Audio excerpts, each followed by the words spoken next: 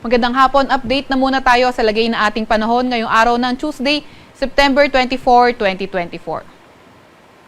Ito ngang easterlies pa rin o yung mainit na hangin galing karagatang Pasipiko ang nakakaapekto sa may silangang bahagi ng Southern Luzon, Visayas at Mindanao. Dahil nga rito sa easterlies, asahan natin yung maulap na papawirin at mga kalat-kalat na pag-ulan, pagkidlat at pagkulog sa may Eastern Visayas, Central Visayas at sa may Mindanao. Kaya yung ating mga kababayan na nakatira sa mga low-lying areas at flood-prone areas o di kaya yung mga landslide-prone areas ay pinag-iingat natin sa mga banta ng pagbaha o hindi kaya pagguho ng lupa. Para naman sa Metro Manila at sa nalalabing bahagi ng bansa, asahan naman natin yung partly cloudy to cloudy skies condition at may mga tsansa ng mga localized thunderstorms. Ating mga kasamahan sa Regional Services Division patuloy na maglalabas ng mga thunderstorm advisory, rainfall advisory o hindi kaya heavy rainfall warning kung kinakailangan. Sa kasalukuyan din ay wala naman tayong minomonitor na low pressure area or bagyo sa loob ng ating Philippine Area of Responsibility. Para naman sa lagay na ating panahon bukas, asahan natin patuloy pa rin sa Metro Manila at buong Luzon yung partly cloudy to cloudy skies condition with chances of localized thunderstorms.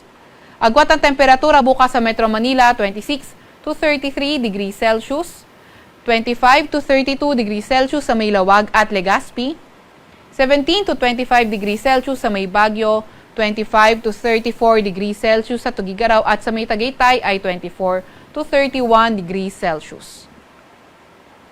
Sa may Puerto Princesa naman at Kalayaan Islands, 25 to 32 degrees Celsius.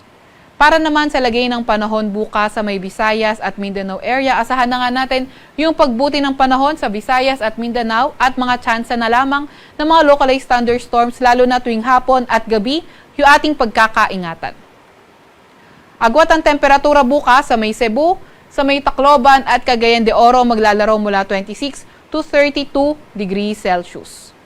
27 to 32 degrees Celsius sa may Iloilo City, 25 to 35 degrees Celsius sa may Zamboanga at 25 to 34 degrees Celsius sa may Davao. Wala pa rin tayong nakataas na gale warning sa kahit na anong baybayin ng ating bansa. Para naman sa 3-day weather outlook ng mga pangunahing syudad natin. Katulad nga ng nabanggit natin noong mga nakaraang araw, sa Metro Manila, Baguio, Legazpi City at malaking bahagi ng Luzon area, wala pa rin tayong nakikitang weather system na posible magdala ng pagmagdamagan o pangmatagalang mga pag-ulan, kaya mga tsansa lamang ng mga localized thunderstorms tuwing hapon at gabi yung ating kailangang bantayan. Sa Metro Manila, aabot ng 33 degrees Celsius ang pinakamataas na temperatura, 18 to 24 degrees Celsius sa Baguio at 25 to 32 degrees Celsius sa may Legazpi. Sa may Visayas area naman, pati na rin sa Metro Cebu, Iloilo City at Tacloban City, in the next 3 days, Thursday to Saturday, partly cloudy to cloudy skies pa nga rin tayo na may mga tsansa ng mga localized thunderstorms. Sa Metro Cebu, posibleng umabot ng 33 degrees Celsius ang maximum temperature, 26 to 32 degrees Celsius sa may Iloilo City at 25 to 33 degrees Celsius sa may Tacloban City. Para naman sa may Metro Davao, Cagayan de Oro at Zamboanga City, so katulad nga ng lagay ng panahon sa may Luzon at Visayas area, inaasahan pa nga rin natin na magpapatuloy yung partly cloudy to cloudy skies condition na may mga pulupulong pag-ulan, pagkidlat at pagkulog. Sa Metro Davao, posibleng umabot ng 33 degrees Celsius ang maximum temperature, 25 to 33 degrees Celsius sa may Cagayan de Oro City at 25 to 34 degrees Celsius sa may Zamboanga. Sa Kalakhang, Maynila, ang araw ay lulubog ng 5:51 ng hapon at sisikat bukas ng 5:45 ng umaga.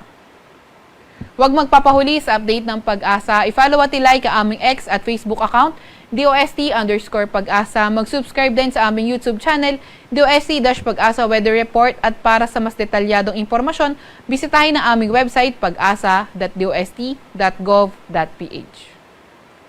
At yan naman po munang latest mula sa Weather Forecasting Center ng Pag-asa, Veronica C. Torres, nag-uulat.